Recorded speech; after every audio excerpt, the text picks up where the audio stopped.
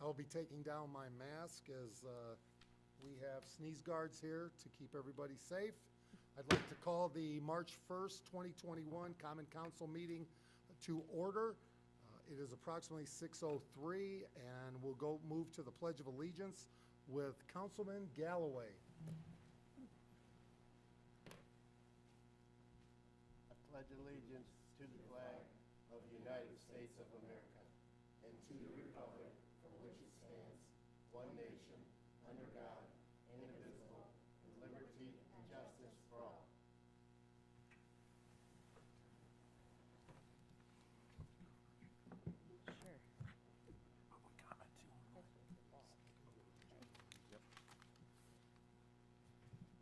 Roll call, Clerk Treasurer Parthune.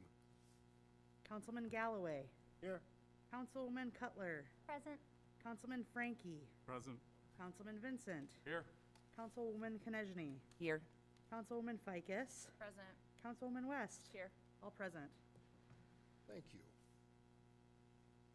By the way, good evening to everybody. It's great to have everybody back in person, live and well here. Do I have a motion for approval of minutes? So moved.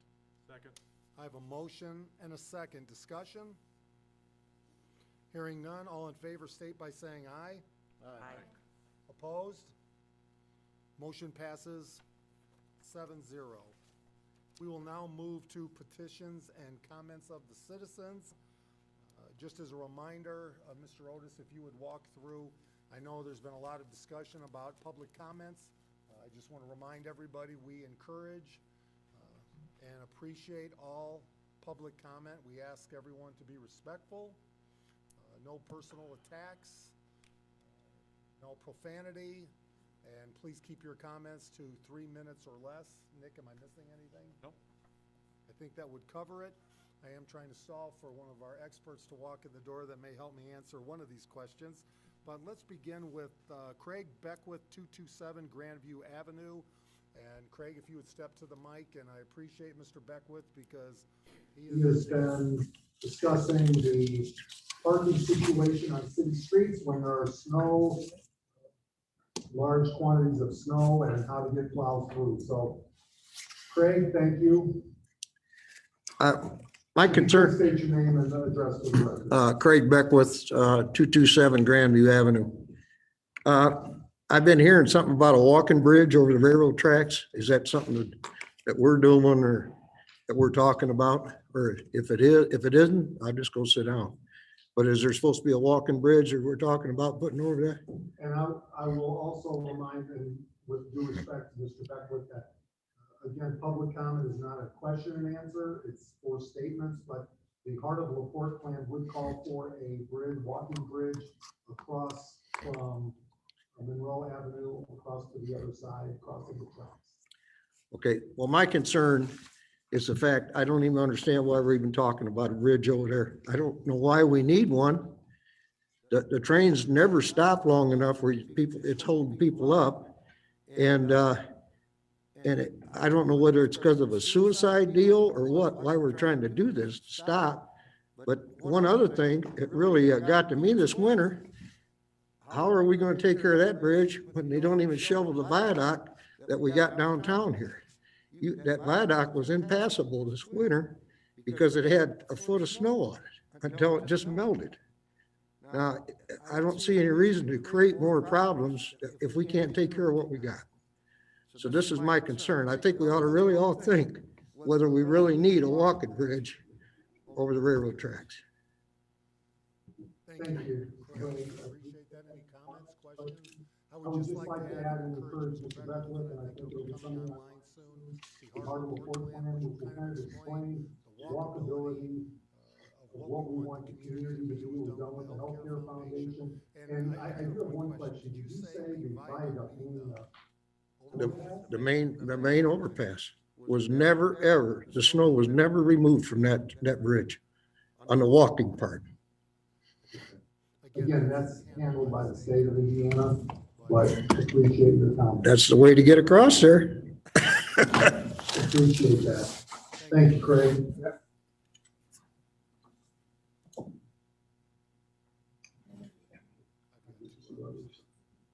Mr. Riverstone, would you still like to speak or? No, I don't want to speak. Thank you.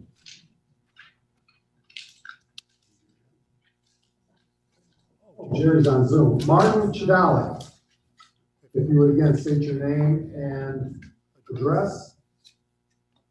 Martin Chidalik, 409 F Street. I'm coming here concerning the letter and number street projects that they're having also in Monroe Manor. And I had a question, and so my question is, I have got a question, you don't answer questions. Where do we get questions answered, for one, interrupting this? Well, I'll answer that if you want to go ahead with your statement. Okay. And then I think Mr. Jackson will be able to respond. Okay. Because you've got some legitimate concerns. So the statement is while they have the streets dug up and they're replacing the water mains and the sewer and separating sewer from storm, is the city also replacing the water valves to every resident and or business on those places? That's a question and or a concern. And the other concern is that while the street's dug up, that the city might be able to assist and or acquire contractors for citizens who may be interested in replacing their water main into their home and their sewer coming out of their home while the street's dug up, and everything could be, line bored in and such like that. And it would be just so much easier. And then maybe the city could even, offer people financial assistance, like some, maybe assistance and or maybe a lower interest loan to have the project done through the contractors that the city approves. Thank you. And Jerry, I don't know if you want to respond or have Mr. Chidalik call the office. I'll give a short response here. If he wants to get into detail, we can do that. We are replacing the lateral sewers and water services to the property line.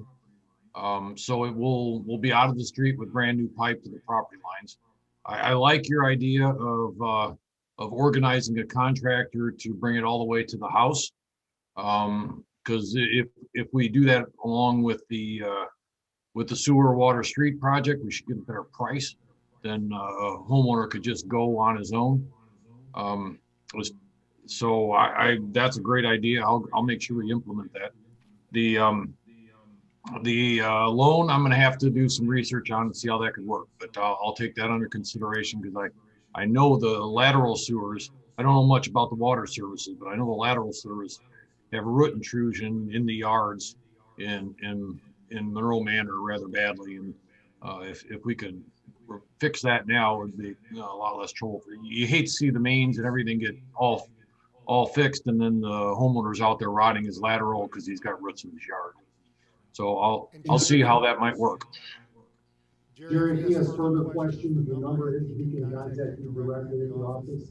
Yes, 219-362-2354. Thank you. And may I add, you didn't mention the water valves, because I know that going to the property lines is that the property line, I have a tree lawn. So is that to my property line or the city's property line at the tree lawn at the curb?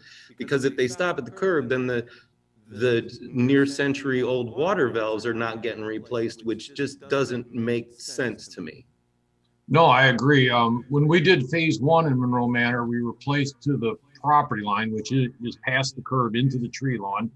Now, did we replace the valves? I'm pretty darn sure we did. Yeah, I agree. That makes a lot of sense because the valves are if there's going to be a problem, it's going to be the valves. I'll check and see what we did, and I'll make sure we get the valves replaced. That's once you're replacing the service. Thank you, Jerry. Mr. Jackson, I'm gonna give you a call, Mr. Jackson, in the office. Okay, his number again, please. 362-2354. 354. Thank you. Thank you. Any other comments from the public that may not have signed up? Hearing none. No comments online. We will move to standing committee reports. Councilman Frankie. Thank you, Mayor. Redevelopment Commission met last Wednesday and approved some bills and discussed the Kensington project. The next meeting for redevelopment commission will be Wednesday, the 31st, here at City Hall at 5:15. School board meets on the 8th of this month at 6 p.m. There hasn't been a meeting since our last council meeting. And last Thursday was the second diversity and inclusion meeting. There was a citizen who came and spoke, Lorenzo Montgomery. I thought he did a great job. He brought his daughters along as well, talking about wanting to be involved, and happy that the city was offering this committee. Mayor, you were here, and I know that he spoke with you personally, and I think that you know, his impact will be seen working with this committee. They also discussed having a guest speaker every month, so that's something that's in the works, but every month, hopefully going forward with the Diversity and Inclusion Committee, there will be somebody to come and speak on some topic. That's all I got. Councilwoman Ficus? Park Board met on February 17th. Tom Casey, city planner, attended the meeting and gave the Heart of LaPorte presentation to all the board members. Ed Fay was awarded the contract for the Stone Lake Boat Docks for the upcoming 2021 season. Approval was given for the disc golf course to be located in Kessling Park. Mark Schreiber will be sending out the idea for design. The Park and Rec Department annual report was unanimously approved by the board. The fees were set for the new kayak storage units that will be located on Stone Lake. The price will be $500 per year for 3 years, or $1,350 if paid in full. Approval was also given to place outdoor book huts in 6 of the city's parks. And then lastly, Traffic Commission will be meeting tomorrow in person, 6 p.m. at the police station. I'm sorry, Councilwoman Ficus, what would be placed in each of the parks? Book huts, like the little libraries. Oh, great. Like library. Thank you. Councilman Vincent. Our next Plan Commission meeting is scheduled for the 9th of March, 6 o'clock here, council chambers. That's it. Councilman Galloway. Let's see here. Let me find what I got here. Mayor's Veterans Committee is not going to meet until into April. They don't have the date set yet that I know of. And the Police Merit Commission will meet Tuesday the 9th, 2 o'clock at LaPorte Police Department. And we got a chili cook-off the 28th, VFW, which the mayor and Mr. Pressel is going to be 2 of the judges. Now there's supposed to be a group coming over from Michigan City Fire Department, wants to get in on it. So we figured you could use your influence with our fire department and police department and get some over there. I figure they'll be last place already, Michigan City Fire Department. All right, thank you. Councilwoman Cutler. Okay, this month, the bid board will be meeting Monday, March 8th at 5 p.m. here in council chambers, but if you need to Zoom, that will be available as well. And the UEA will also meet in person Wednesday, March 17th at 4 p.m. here in council chambers. Again, via Zoom is available. Councilwoman West. The Fire Merit Commission will meet this Wednesday, March 3rd at 6:30. Councilwoman Konechny. The Tree Commission last met on February 18th. Amongst discussion were future goals and strategies of the commission. Also, too, an seed leading giveaway and Arbor Day celebration has been scheduled for May 1st. More details to follow. Next meeting is scheduled for March 18th. Undecided if it's going to be in person or Zoom. And then the Airport Authority Commission is scheduled for the next meeting on March 10th. Thank you. Thank you to all of you. We'll move now. We were hoping to have a proclamation for Ashton Jackson, our 106-pound state wrestling champion. Unfortunately, he could not be here this evening, and the coaches, so we hope to have him at the next meeting and honor him, because that's quite an accomplishment to be a state champion, and we're pretty proud of Ashton. So hopefully we'll see him here in one of the next couple meetings. So with that, we'll move to Clerk Treasurer Parthun, 2-year-old checks. Okay, checks issued by the City of LaPorte are good for a 2-year period. At the end of each 2-year period, state statute requires the clerk treasurer to present a list of those outstanding checks. When possible, the office of the clerk treasurer attempts to contact vendors to see if invoices are still outstanding, and if so, reissues the checks. I'm requesting council to authorize me to redeposit the funds back into the accounts where they were originally written from. And I just wanted to note, I did email council before the meeting tonight. Fire Chief Andy Snyder has contacted the Seymours. The invoice is still outstanding, so we will receipt it back into the general fund and issue a new check to the Seymours, which is on tomorrow's claims docket for the Board of Works. Do I have a motion? Okay, well, I have one more question. Sure. The other large amount there for 322, it says payable to the employee benefits. Does that, I mean, is that just That is, standard like? it's HIPAA, it's our employee benefits account, so it's a HIPAA secured So that's it. account. So it's no big- Okay, thanks, that's it. Do I have a motion to approve? So moved. Do I have a second? Second. I have a motion and a second. Discussion? Hearing none, all in favor state by saying aye. Aye. Opposed? Motion passes 7-0. Mayor, Okay. real quick, there is a commenter, because of wearing your mask, please speak up. They're watching through Facebook, so just make sure your mic's close and you're speaking loudly. Clerk Treasurer Parthun, Annual Investment Report. I usually don't have a problem with my volume. Sorry. Okay, investment report. On an annual basis, the state requires the clerk treasurer to present to the council an annual investment report. For 2020, the city of LaPorte earned $32,317.40 for 10 different funds that are invested in the state's Hoosier Fund with Lake City Bank. This is a decrease of approximately $61,000 from 2019. The decrease is due to interest rates dropping drastically in April 2020 with the start of the COVID pandemic, but it's also due in part to 2 large funds being closed for TIFs 1 and 2. The Hoosier Fund is a money market fund allowed by state statute specifically for units of government per Indiana Code 36-1-7-1. Funds are pooled together in an effort to earn more interest, as advised by Baker Tilly. We earn interest daily and can access the funds if needed within 24 hours with no penalties. The current interest rate on our Hoosier Fund is 0.30%. We started 2020 at 1.80%. We've been investing in the Hoosier Fund now for the past 9 years.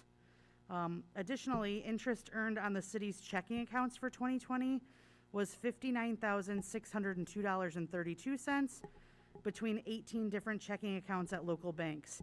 This is also a decrease of approximately $86,000 from 2019, again due to the drastic drop in interest rates due to the COVID pandemic.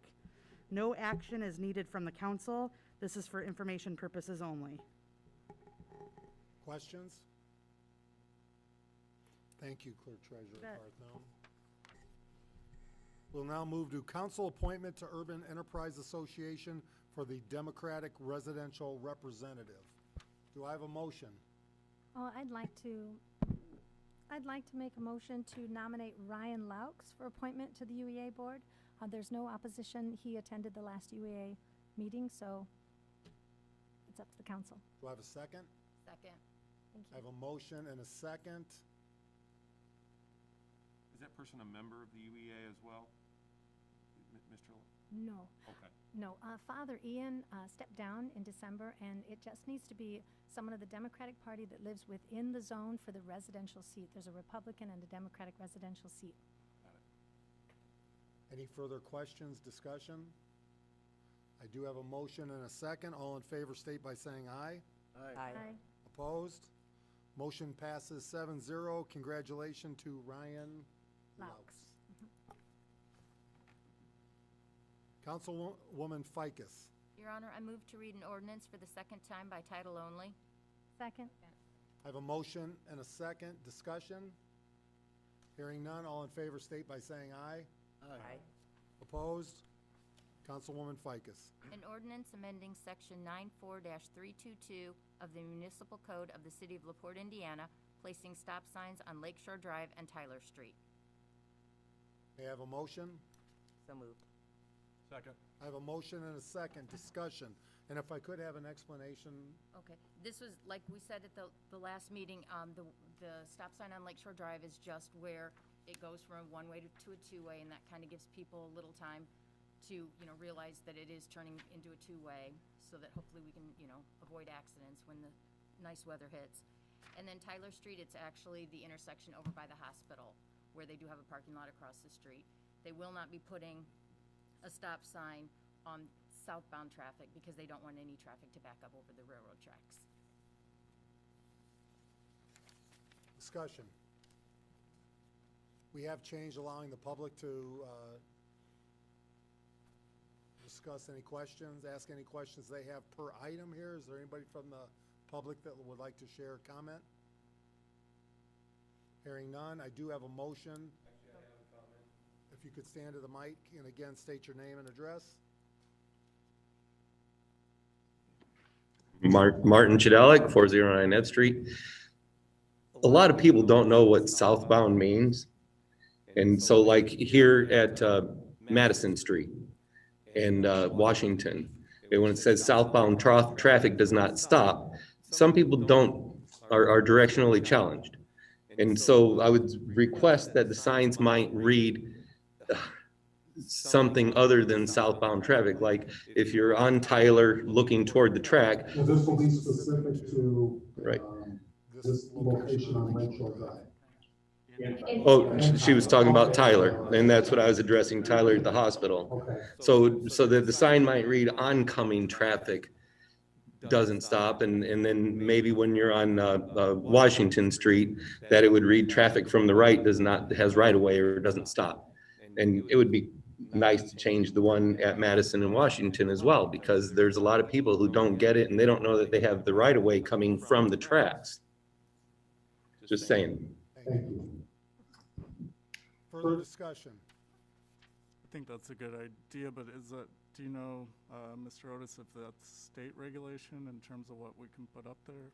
No, I think they are our local roads, like the example that he gave at the intersection there by the railroad tracks. I think we would have control over how those signs are presented.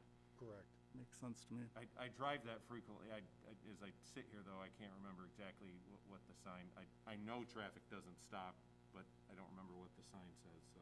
And thank you, Mr. Chidalik, and Mr. Frankie, if you could share with Mike Fraze tomorrow that thought, direct with the street department, and look at that along with Councilwoman Ficus.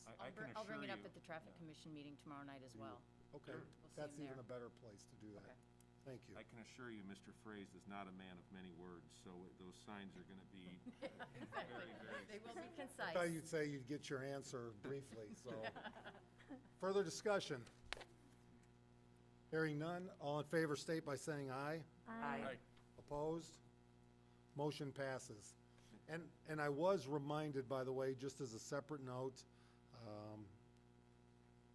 we did have Ashton Jackson, the state champion wrestler, and Jerry Jackson, he won't go on the camera now, was also a state champion wrestler and from the city of LaPorte. And he was reminding that the city at that time gave him a key to the city, which he's now sharing with me. So we now have a high standard when Mr. Jackson does meet us here at one of the meetings. Mr. Otis. On the next two ordinance introductions, they're pretty long ordinances. If it's the will of the council, I would suggest doing these by title only because they're really small changes and I can really quickly explain them without going through the entire reading of the ordinances. And can we have a motion for both? Do you mean to To vote read on them? only by title? Yeah, each one would need to be their own motion, correct. Okay, so Councilwoman Konechny. Your Honor, I'd like to make a motion to read an ordinance by title only for the amended verbiage. Second. I have a motion and a second. Discussion? Hearing none. All those in favor state by saying aye. Aye. Opposed? So, Councilwoman Konechny, you will read this ordinance By title only. by title only. Introduction of an ordinance amending Ordinance 40-97, an ordinance amending Chapter 54 of the Municipal Code of the City of LaPorte to change the composition of the Historic Preservation Commission. So this is just the first reading. We will ask Mr. Otis if he could briefly speak about what we're doing here. Sure. This requested amendment, and it's The requirement of being a member of the Historic Preservation Commission is that you must be a resident of the city of LaPorte. This is adding just simply language that, with the exception that the mayor may appoint the official historian of LaPorte County who must be a resident of LaPorte County. So that's the only change to this. And the goal is, we were focusing on individuals or residents to serve on our committees, but when we have a historic preservation commission, it just makes all the sense in the world to have our key historian of our community, which happens to be Bruce Johnson, who is fantastic, be a part of this commission, which now this ordinance would allow. So, further discussion? Yeah, thanks for clarifying, because when I read this, I thought that you were doing something with the Indiana landmarks. Now, the woman who serves that is still going to continue as well? Great, okay, thanks. Otherwise, Mr. Johnson could not serve Gotcha. under the current ordinance. Thanks. Further question? We will bring that for vote for the second meeting in March. Councilman Vincent. Honorable Mayor, I'd like to make a motion to introduce an ordinance this evening by title only. Second. I have a motion and a second. Discussion? Hearing none, all in favor state by saying aye. Aye. Opposed? Councilman Vincent. Introduction of an ordinance amending section 94-227, parking in excess of 24 hours of the municipal code of the city of LaPorte, Indiana. So I will now, again, Attorney Otis, if you could explain this. Yes, and Chief Breton, if you don't mind, if you could come up too real quick, and he can add a little to this, but there was discussion between Chief Breton, myself, and Jeff Batchelor, the head of code compliance, that all we're doing is amending this ordinance to allow the code compliance department to issue citations for our infractions of our ordinances. This is not to allow him to issue fines under state law or anything like that. But Chief Breton, if you don't mind explaining how long it takes for a police officer to handle a 24-hour parking violation. I was frankly a little surprised by that. Well, they've been quite busy with the snow recently, riding them, but Jeff is constantly calling and saying, can you send somebody out to tag a vehicle? When he's out and about and he sees it, or his staff sees it, he should be able to tag it for 24 hours. It's quite, and then if it is there for 24 hours, He'll call us over and we'll tow it.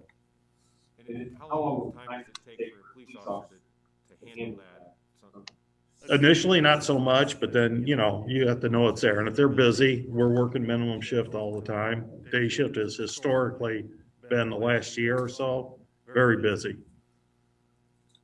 So I think it's a way, since we have been short-staffed at the police department, to take some of that burden off the department and allow code enforcement to handle really a matter that doesn't always require a police officer. Absolutely agree. And I will tell you, we have so many cars that are parking, not following the ordinance, and then we run into a snow situation where we can't find the car moved, and we can't get plowed through, emergency vehicles, and. I know Councilman Ficus is also going to address tomorrow at Traffic Commission the discussion of moving cars one side or the other year-round versus just during the winter months. And I'll even give Mr. Beckwith some props and thank you for his thoughts on that as well. So with that, is there any discussion? I commend Jeff. He came up with this. And, You know, I'll take any help we can get. I think it's great. I just have a question here now. If you Might do it even through the summer, but once that has no parking, you gotta move over there there. for a day and come back and not ticket them then? You see what I mean? That was an item that we discussed when the mayor issued the 24-hour snow emergency. We had some calls about that because we basically said you had to park, I don't remember if it was the odd or the even side, but whatever side we told people they had to park on, there were some areas that were no parking, and we told them park there because the snow plows had to get through. So we started that under play. that is absolutely an issue that will have to be addressed, Councilman. But under that emergency. Right, I understand that, but in the summer, I mean. Right. But here's the question, and Jerry Jackson, I don't know if you're still on. I can't tell. Yes. Jerry, can you hear me? You know, if Jerry starts, we start talking about street Street sweeping, and it might be being turned over to wastewater. Jerry, do you want to comment on that? And how helpful it could be if we have cars moving on each side of the street parking? Yeah, there's been discussion about transferring street cleaning over to the stormwater utility, and then taking doing a more aggressive job, putting more resources toward it, and putting more into it and getting cleaner streets.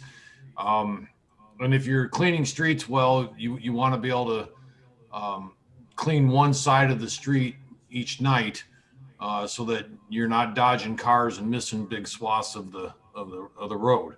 So that cities that clean their streets, put resources to it and do a nice job, they have this sort of ordinance where you move the cars. And I think that's something traffic should look at as they review this ordinance and where they want to go, is what they do with one-side parking. I mean, those sides still need to have their streets swept, and how to address it. Yeah, I'm all for it. I just, if you got them going over the side with no parking, you can't get somebody, Fair point. that's all. Absolutely, and it's an opportunity to start fresh and look at how you want to do that. Is there any comments from the public?